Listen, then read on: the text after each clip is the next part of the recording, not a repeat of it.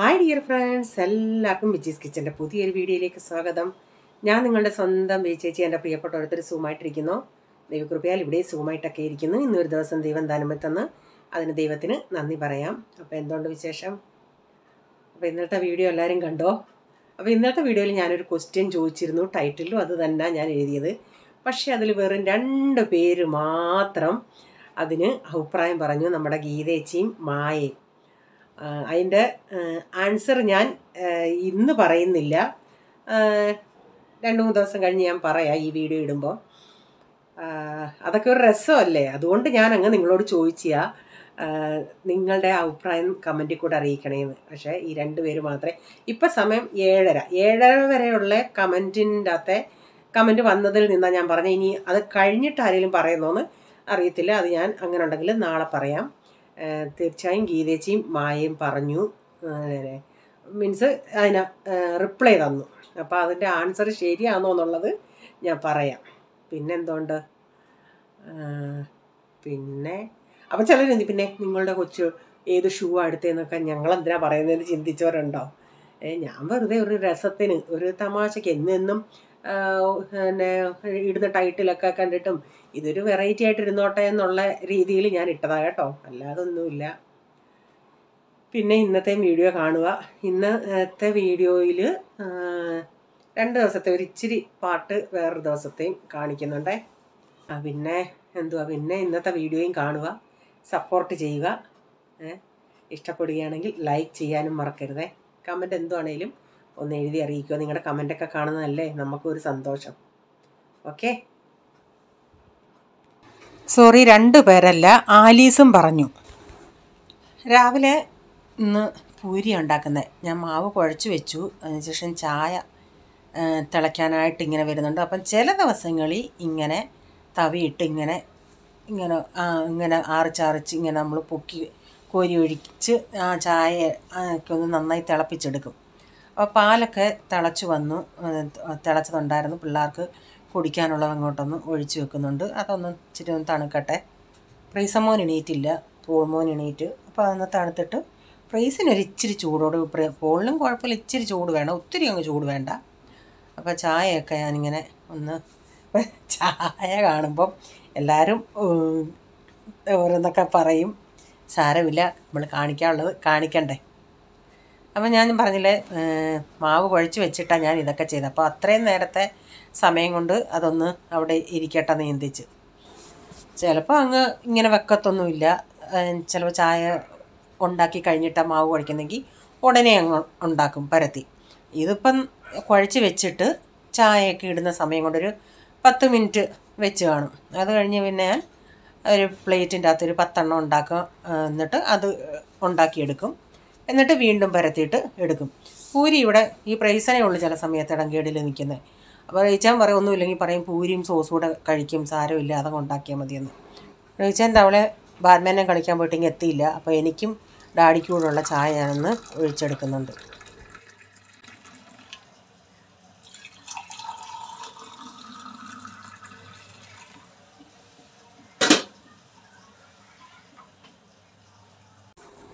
ഞാൻ പൂരിയൊക്കെ ഉണ്ടാക്കി അവിടെ വെച്ച് ഇനി അതൊന്ന്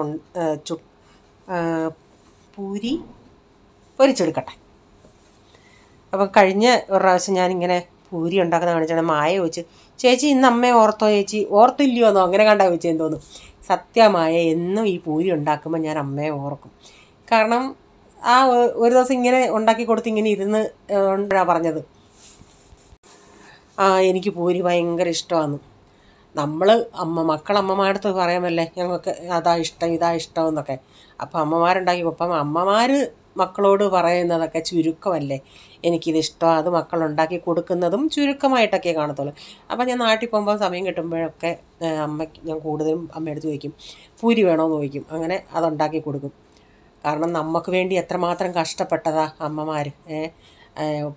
പപ്പമാർ കഷ്ടപ്പെടുന്നില്ലെന്നല്ല, അപ്പന്മാർ കഷ്ടപ്പെടുന്നില്ലെന്നല്ല, അവർ വീട്ടിലെ കാര്യങ്ങൾ നോക്കാനായിട്ട് അവർ കിടന്ന് കഷ്ടപ്പെടുന്നു. പക്ഷേ മക്കളുടെ ഇഷ്ടങ്ങളനുസരിച്ച് കൂടുതലും അമ്മമാരല്ലേ ഉണ്ടാക്കി കൊടുക്കുന്നത്. അത് വേണ്ട ഇത് വേണ്ട എന്ന് പറയുമ്പം എത്ര വയ്യാത്ത അമ്മയാണേലും എണീറ്റ് മക്കൾക്ക് വേണ്ടുന്നത് ഉണ്ടാക്കി കൊടുക്കും. അപ്പം അതുകൊണ്ട് നമ്മുടെ അമ്മമാർക്കൊക്കെ നമ്മളാൽ കഴിയുന്നത് അവർക്ക് ഇഷ്ടമുള്ളതൊക്കെ നമ്മൾ ചെയ്തു കൊടുക്കുക. മനുഷ്യർ ജീവിച്ചിരിക്കുന്ന സമയത്ത് നമ്മൾ ചെയ്തു കൊടുക്കുക, എന്തുവാ നമ്മൾ ചെയ്യാനുള്ളത് ചെയ്യുക. അപ്പോഴല്ലേ അതിൻ്റേതായ ഒരു സന്തോഷം, അവരും സന്തോഷം നമ്മളും സന്തോഷം. ഇപ്പോൾ യൂട്യൂബിലൊക്കെ നോക്കുമ്പം നാട്ടിലെന്തോ ഈ കുറുവ സംഘം എന്നും പറഞ്ഞ് ഒരു ആൾക്കാർ ഇറങ്ങുന്നുണ്ടല്ലോ രാത്രികളിൽ. അതൊക്കെ വായിക്കുന്നത് സത്യം പറഞ്ഞ പേടി. ഇപ്പം ഞാൻ ചിന്തിക്കുന്നത് ഈ പലരും പറയും ബോംബെയൊക്കെ കൊള്ളക്കാരുടെ നാടാ അതാ ഇതാന്നൊക്കെ. അത് വെച്ച് നോക്കുമ്പോൾ നമുക്ക് ഇവിടെ ഒരു പേടിയില്ല, നാട്ടിലത്തെ അത്രയും പേടിയായിട്ട് നമുക്ക് ജീവിക്കേണ്ട. ഇപ്പം ഇതുപോലൊരു സൊസൈറ്റി ആണെങ്കിൽ വാച്ച്മാന്മാരുണ്ട്, എല്ലാം ഉണ്ട്.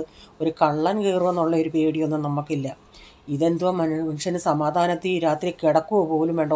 ഓരോ വീഡിയോകൾ കണ്ടിട്ട് എൻ്റെ ദൈവമേ എന്തൊക്കെയാണ് നടക്കുന്നത്. പകൽ ഇവർ വന്ന് ഇങ്ങനെ ഓരോന്നൊക്കെ വിൽക്കാനായിട്ടൊക്കെ വന്നിട്ടെല്ലാം കണ്ട് കേട്ടറിഞ്ഞിട്ട് പോകും.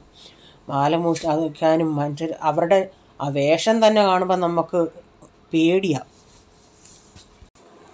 എല്ലാവരും കൂടെ ഒന്ന് ഒത്തൊരുമയോടെ നിന്നാൽ ഇവന്മാരെയൊക്കെ ഓട്ടിക്കാവുന്നേ ഉള്ളൂ. ഇത് ആരും പ്രവർത്തിക്കുന്നില്ലല്ലേ. മനുഷ്യരൊരു സ്വസ്ഥതയും സമാധാനത്തോടും കിടന്ന് ഉറങ്ങുപോലും വേണ്ടാന്ന് വെച്ചാൽ എന്തുവാ. ഞാൻ നാട്ടിൽ നേഴ്സിംഗ് ചെയ്യുന്ന സമയത്തും ഉണ്ടായിരുന്ന ഒരു സൈസ്, അവരെ പിടിക്കാൻ പറ്റത്തില്ല, പിടിക്കുന്നുണ്ടെങ്കിൽ തെന്നി പോവും, ഇങ്ങനെ റബ്ബർ പോലെ ഓട്ടമാ ചാട്ടമാ ഇങ്ങനെയൊക്കെ ഓരോരുത്തർ പറയുന്നതൊക്കെ. ആരും ഇവരെ കണ്ടിട്ടില്ലെന്നാണ് പറയുന്നത്.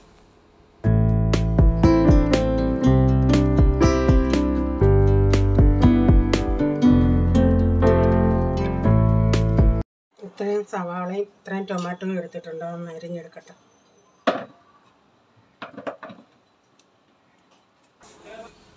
ബ്രേക്ക്ഫാസ്റ്റൊക്കെ കഴിഞ്ഞു. പിന്നെ പാത്രങ്ങളൊക്കെ കുറച്ച് കഴുകാണ്ടായിരുന്നു, അതെല്ലാം കഴുകി. തുണി കഴുകാനിട്ടു. പിന്നെ ഈ പൂരിയും ചപ്പാത്തിയൊക്കെ ഉണ്ടാക്കി കഴിഞ്ഞാൽ പിന്നെ ടേബിൾ മൊത്തവും പാതാമ്പറം മൊത്തവും പൊടിയൊക്കെ ആവും. അതൊക്കെ ഒന്ന് തുടച്ചെടുത്ത് എല്ലാം കഴിഞ്ഞ് പിന്നെ ഇന്ന് പ്രൈസിന് ഇഷ്ടമുള്ള ഈ ചെറുക്കനെയും കൊണ്ട് എനിക്ക് പോക്കത്തില്ലെന്നുള്ള ഈ ചെറുക്കൻ ടൊമാറ്റോ ചട്നി കൂട്ടത്തില്ല. നന്നായിട്ട് ഉരുളൻകിഴങ്ങ് മെഴുക്കുവരട്ടി വെച്ച ഉരുളൻകിഴങ്ങ് തോരൻ വെച്ചാൽ ചിലപ്പോൾ ഇത്തിരി കഴിക്കും. ഭയങ്കര ഇതാ ചില സമയത്ത് ഈ ചെറുക്കൻ. അപ്പോൾ ഇന്നത്തെ ഇച്ചിരി മീൻകറിയൊക്കെ ഉണ്ടായിരുന്നു, അതൊന്ന് തിളപ്പിച്ചെടുക്കുന്നുണ്ട്. അപ്പോൾ കഴിഞ്ഞ ദിവസം ഞാൻ ഉരുളൻകിഴങ്ങ് ഇത്തിരി മസാല പോലെ ഇച്ചിരി ഗരം മസാലയൊക്കെ ഇട്ടുണ്ടാക്കിയിട്ടും പോളിന് അത് ഭയങ്കര ഇഷ്ടമാണ്. ഈവൻ വേണ്ടാന്നും പറഞ്ഞ് നിന്നിട്ട് എൻ്റെ അടുത്ത് റെസിസ്മെൻറ്റ് ചട്നി താന്നു പറ. അപ്പോൾ ഞാനേ പാൻ എടുത്തിട്ടുണ്ട് ഇന്ന് വെണ്ടയ്ക്ക. അപ്പം ഞാൻ ചിന്തിച്ച് വെണ്ടയ്ക്ക ഉണ്ടായിരുന്നു, വെണ്ടയ്ക്ക മെഴുക്കുവരട്ടി ഉണ്ടാക്കി കൊടുക്കാമെന്ന്. അപ്പം വെണ്ടയ്ക്ക മെഴുക്കുവരട്ടി ഞാൻ ഉണ്ടാക്കിക്കൊണ്ടിരുന്നുണ്ടെ ഈ വെളിച്ചെണ്ണ ഒന്ന് ചൂടായി വരുമ്പോൾ അത് കടുകിടുന്നുണ്ടെങ്കിൽ നല്ലൊരു മണമാണ്.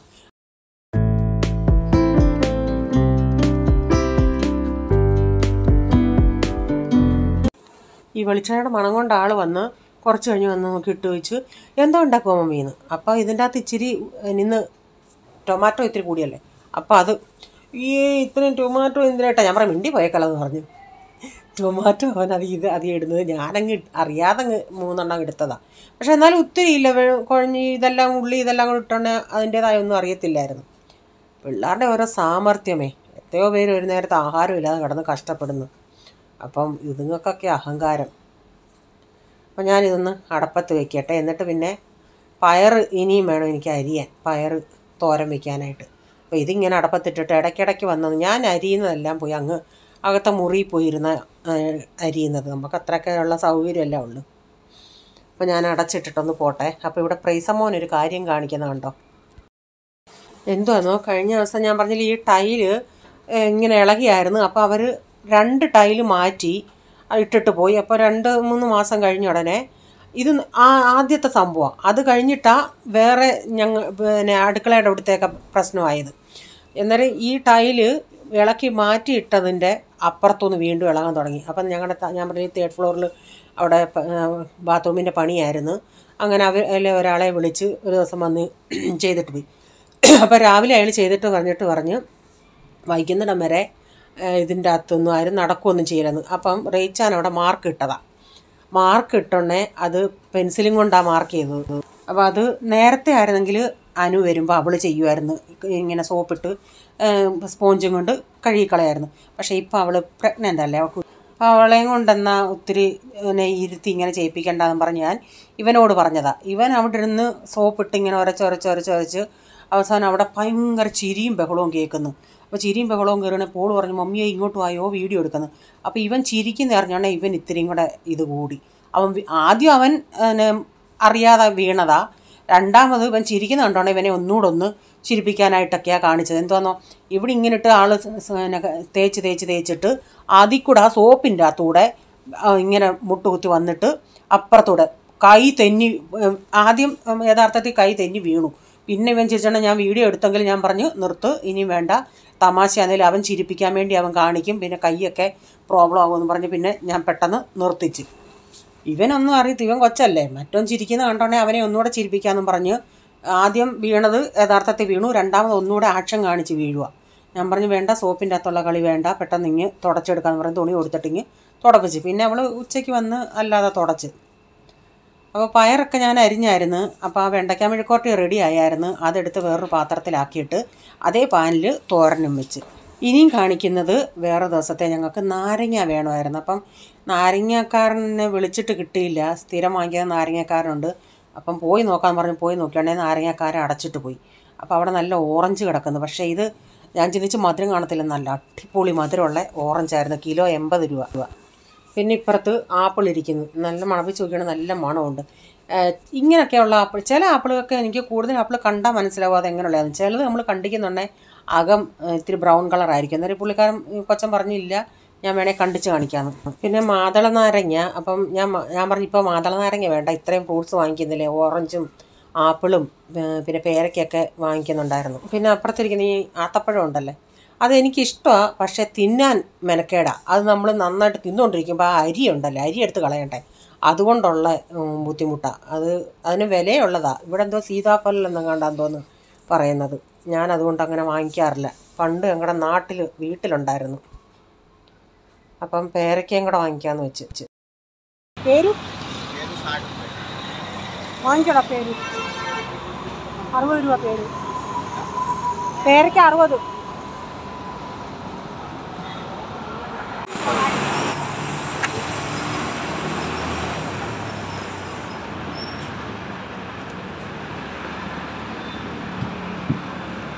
कितना हुआ टोटल?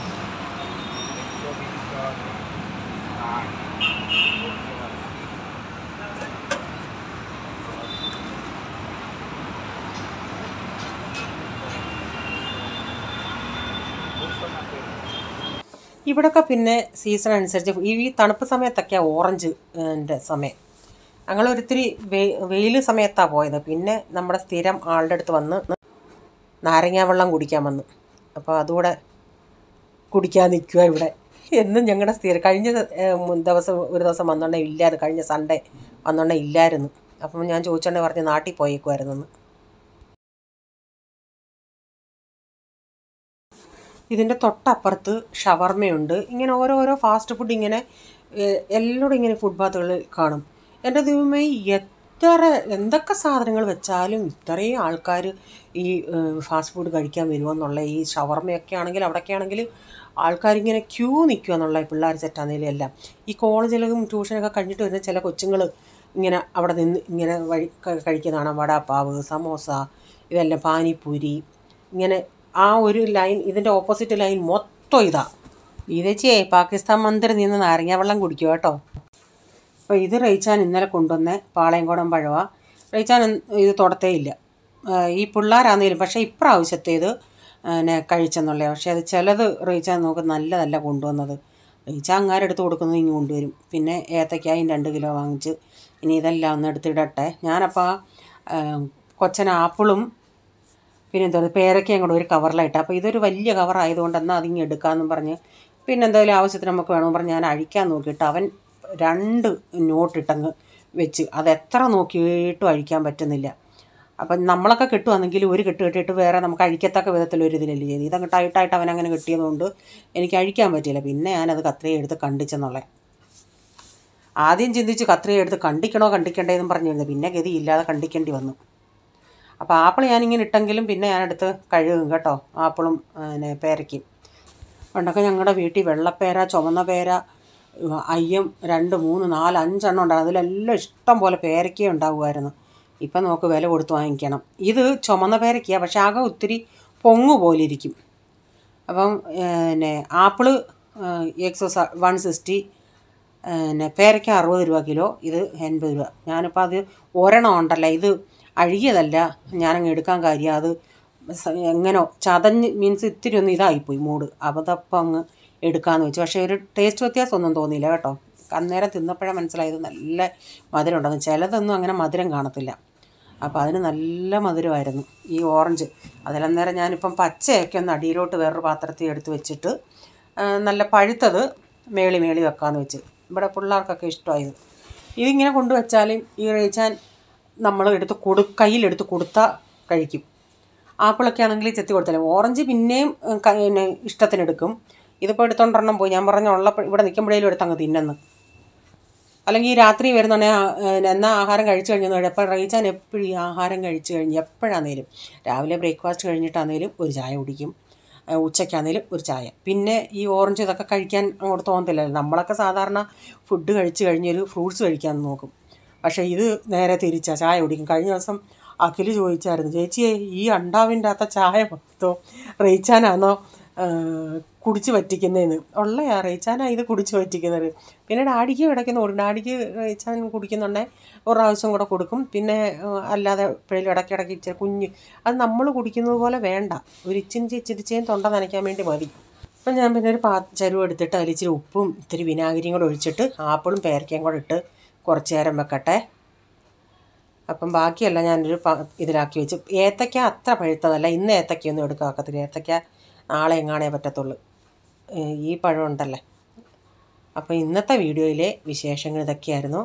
നിങ്ങൾക്ക് വീഡിയോ ഇഷ്ടമായെങ്കിൽ ഷെയർ ചെയ്യാനും ലൈക്ക് ചെയ്യാനും നിങ്ങളുടെ അഭിപ്രായം കമൻറ്റിൽ കൂടെ അറിയിക്കണേ. അതുപോലെ വീഡിയോ കണ്ട് ഇഷ്ടപ്പെട്ടവർ സബ്സ്ക്രൈബ് ചെയ്തിട്ടില്ലെങ്കിൽ ഒന്ന് സബ്സ്ക്രൈബ് ചെയ്തിട്ട് ആ ബെല്ലേക്ക് ബട്ടണോട് പ്രസ് ചെയ്യുകയാണെങ്കിൽ ഓൾ എന്നൊരു ഓപ്ഷൻ വരും. അതുകൂടെ പ്രസ് ചെയ്യുകയാണെങ്കിൽ ഞാനിടുന്ന വീഡിയോയുടെ നോട്ടിഫിക്കേഷൻ നിങ്ങൾക്ക് എന്നും വരുന്നതായിരിക്കും. ഇനിയൊരു പുതിയ വീഡിയോയുമായി വരും വരെ bye. God bless you all. Thank you. Take care. Bye. See U.